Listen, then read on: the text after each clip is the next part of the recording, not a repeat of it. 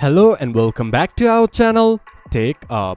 Today in this video I'm going to show you how to enable marketing setting option in your Vid.io. To do so, follow some simple steps with me. First of all, open your Vid application or go to Vid website from your browser. Then this type of interface will appear in your screen once you have logged into your account. From the top right corner you can see your profile icon. Click on it. Then you can see account setting option. Click on account setting, then this type of interface will pop up in your screen. There you can see marketing setting. Enable this button, then your market settings will be enabled. This is how you can enable your market setting button.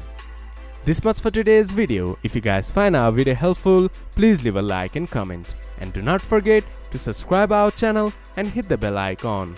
I'll see you guys again in our next video. Thank you for watching.